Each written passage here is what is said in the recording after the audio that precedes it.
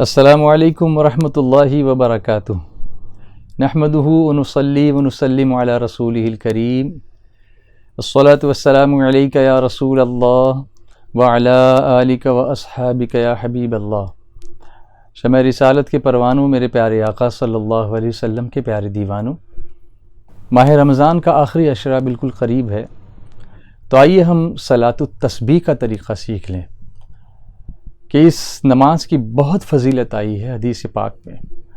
حضرت امیر سنی دعوت اسلامی مولانا محمد شاکر صاحب قبلہ نوری کے حکم پر میں یہ تحفہ آپ کی خدمت میں پیش کر رہا ہوں، اور اس کی فضیلت آپ سماعت فرمائیں۔ رسول کریم صلی اللہ علیہ وسلم نے حضرت عباس ابن عبد المطلب، جو حضور صلی اللہ علیہ وسلم کے چچا ہیں، ان سے فرمایا، اے میرے چچا، کیا میں تمہیں ایک تحفہ نہ دوں؟ کیا میں تمہیں ایک انعام نہ دوں؟ کیا میں تمہیں ایک بھلائی نہ عطا کروں اور 10 خصلتیں ایسی نہ بتاؤں کہ اگر آپ ان پر عمل کریں تو اللہ تعالیٰ اگلے پچھلے نئے پرانے دانستہ نادانستہ سارے گناہوں کی بخشش فرماتے؟ اور پھر سرکار علیہ صلاۃ والتسلیم نے صلاۃ التسبیح کی تعلیم فرمائی۔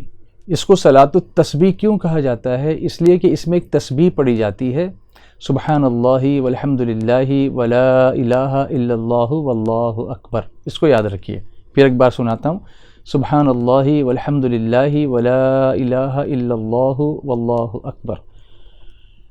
اب اس کی ترکیب کیا ہوگی، کس طریقے سے اس کو آپ ادا کریں گے؟ تو نفل نماز کی نیت کرنی ہے، جیسے نیت کی میں نے 4 رکعت نماز نفل صلاۃ التسبیح واسطے اللہ تعالیٰ کے، منہ میرا کعبہ شریف کی طرف، اس طرح کہہ کے آپ تکبیر تحریمہ کہیں گے۔ تکبیر تحریمہ پڑھنے کے بعد، یعنی اللہ اکبر کہنے کے بعد، آپ جب ہاتھ باندھتے ہیں تو ہاتھ باندھنے کے بعد ثنا پڑھتے ہیں، سبحانک اللہم وبحمدک وتبارک اسمک وتعالی جدک ولا الہ غیرک۔ اس کے بعد 15 مرتبہ جو تسبیح میں نے آپ کو بتائی، سبحان اللہ والحمد للہ ولا الہ الا اللہ واللہ اکبر، اس کو پڑھیں۔ پھر اعوذ باللہ بسم اللہ پوری پڑھنے کے بعد سورہ فاتحہ پڑھیں۔ سورہ فاتحہ کے ساتھ کوئی صورت ملائیں، جو صورت آپ کو یاد ہو۔ بہتر یہ بتایا گیا ہے کہ پہلی رکعت میں الہاکم التکاثر پڑھیں، دوسری رکعت میں سورۃ العصر والعصر پڑھیں، تیسری رکعت میں سورہ کافرون یعنی قل یا ایھا الکافرون پڑھیں، اور چوتھی رکعت میں سورہ اخلاص یعنی قل هو اللہ احد یہ صورت پڑھیں۔ لیکن اگر یہ صورتیں یاد نہ ہوں تو جو صورتیں آپ کو یاد ہوں وہ پڑھیں۔ تو سورہ فاتحہ پڑھ لی، صورت ملا لی، اب اس کے بعد پھر 10 مرتبہ یہی تسبیح، سبحان اللہ والحمد للہ ولا الہ الا اللہ واللہ اکبر، یہ پڑھ لیں۔ اس کے بعد رکوع کریں۔ رکوع میں جائیں گے تو رکوع کی تسبیح پڑھیں گے، سبحان ربی العظیم سبحان ربی العظیم سبحان ربی العظیم۔ اس کے بعد پھر یہی تسبیح 10 مرتبہ پڑھیں، سبحان اللہ والحمد للہ ولا الہ الا اللہ واللہ اکبر۔ پھر رکوع سے جب آپ اٹھیں گے، سمع اللہ لمن حمدہ کہہ کر ربنا ولک الحمد، اس کے بعد پھر 10 مرتبہ وہی تسبیح پڑھیں۔ پھر اللہ اکبر کہہ کے سجدے میں جائیں گے، سجدے کی تسبیح پڑھیں گے، سبحان ربی الاعلی 3 مرتبہ پڑھیں گے، پھر 10 مرتبہ یہی تسبیح پڑھیں جو آپ کو بتائی۔ پھر پہلے سجدے سے سر اٹھائیں گے اور بیٹھیں گے، دونوں سجدوں کے درمیان جب ہم بیٹھتے ہیں تو اس میں پھر 10 مرتبہ سبحان اللہ والحمد للہ ولا الہ الا اللہ واللہ اکبر، اس طرح سے پڑھیں گے۔ پھر دوسرا سجدہ کریں گے، اس میں سجدے کی تسبیح کے بعد پھر 10 مرتبہ آپ وہی تسبیح پڑھیں گے۔ اس طرح ایک رکعت میں 75 مرتبہ تسبیح ہوئی۔ پھر آپ اللہ اکبر کہہ کر پھر دوسری رکعت کے لیے کھڑے ہوں گے، دوسری رکعت میں سورہ فاتحہ سے پہلے پھر 15 مرتبہ یہی تسبیح پڑھیں گے۔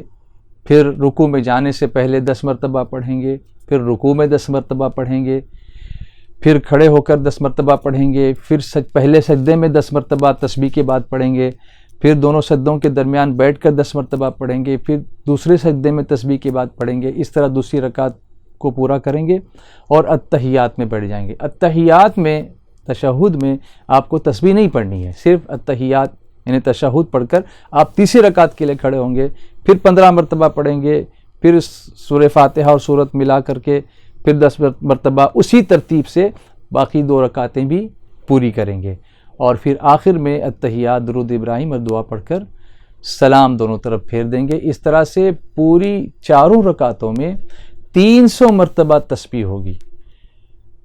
تو جیسا کہ میں نے آپ کو بتایا کہ اس کی بے شمار فضیلتیں ہیں، جس کو بیان کروں تو کافی وقت لگے گا، لیکن سرکار صلی اللہ علیہ وسلم نے اس کی تاکید کیا فرمائی اپنے چچا حضرت عباس رضی اللہ تعالیٰ عنہ سے کہ اگر آپ روز اس کو 1 مرتبہ پڑھ سکتے ہوں تو اس صلاۃ التسبیح کو روز پڑھا کریں.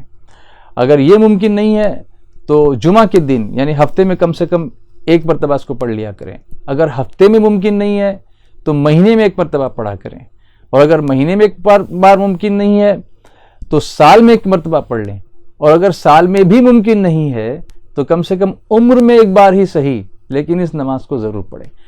اب میرے پیارے آقا صلی اللہ علیہ وسلم کے پیارے دیوانوں، یہ جو طاق راتیں ہیں 21، 23، 25، 27 اور 29 ماہ رمضان کی، حضرت امیر سنی دعوت اسلامی نے یہ فرمایا کہ ہم ان راتوں میں آپ کو زیادہ پروگراموں میں مشغول نہیں رکھیں گے تاکہ آپ اپنی عبادتیں اچھی طرح سے کر سکیں، اور اسی لیے یہ پیغام آپ کو دیا جا رہا ہے اور یہ صلاۃ التسبیح کا طریقہ بتایا گیا کہ صلاۃ التسبیح ضرور اس میں ادا کریں، وقت نکال کر کے ادا کریں اور خوب دعائیں کریں. اللہ تبارک و تعالی ہمیں اس کو اچھی طرح سے پڑھنے کی توفیق عطا فرمائے اور اس کی فضیلتوں برکتوں سے مالا مال فرما کر ہمارے اگلے پچھلے ظاہر پوشیدہ چھپے ہوئے جانے انجانے میں جو ہم سے گناہ سرزد ہوئے چھوٹے بڑے گناہ، اللہ تبارک و تعالی ہمیں توبہ کی توفیق دے اور اپنے فضل و کرم سے اپنے پیارے حبیب رحمت عالم صلی اللہ علیہ وسلم کے صدقے اور وسیلے میں اللہ معاف فرمائے،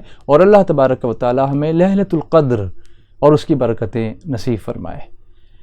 وصلی اللہ تعالی علی سیدنا محمد وعلی آلہ واصحابہ اجمعین. السلام علیکم ورحمۃ اللہ وبرکاتہ. آج ہی SDI چینل کو سبسکرائب کریں، بیل آئیکن پر کلک کریں. ہماری حوصلہ افزائی کے لیے کمنٹس، لائک اور شیئر بھی کرتے رہیں.